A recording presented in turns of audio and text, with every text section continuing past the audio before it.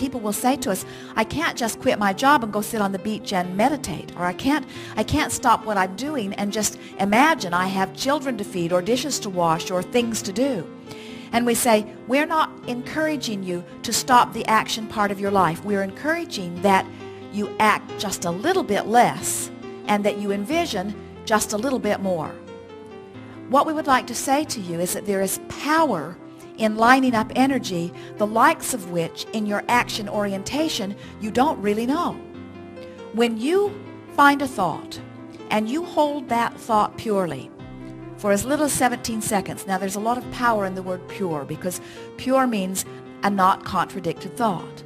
When you find a thought of something wanted and you hold that purely by imagining it, pretending it, remembering something like it, musing it, when you hold that thought for as little as 17 seconds, another thought of the same vibrational equivalent, because of law of attraction, joins it.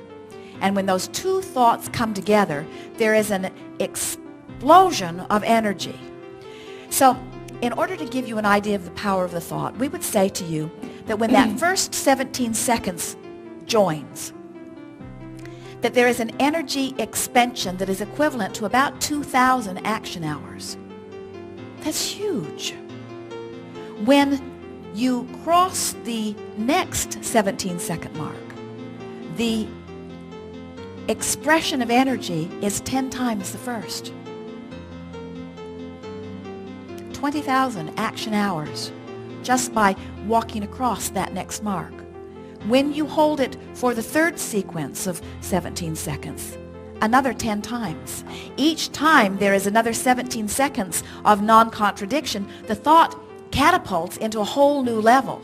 So that 68 seconds of pure thought has huge action consequences. You see, that's why we say one who's connected to Source is many, many, many times more powerful than one who is not, because there is no self-defeating that is going on, you see. Sometimes our friends will say, well, here I stand, while this is where I would rather stand.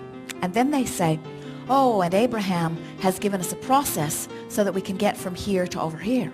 I'm going to offer this visualization to get from here to over here. And what happens is, as you are offering any process to get from here to here, what happens is you're vibrating in both places. So you can't move from where you are. Nothing changes for you. So you can make much faster progress if you say, I'm offering this visualization not to get from here to over here, but I'm offering this visualization for the pleasure of the visualization. When you go to a movie, you don't say to your friends, I'm going to this movie because it's about things I want to live, and I think if I go watch the movie, I'll vibrate like the movie is vibrating, and then the universe will yield to me. Although that's not a bad way of approaching a movie. But you don't go to the movie with that intention. You go to the movie for the entertainment.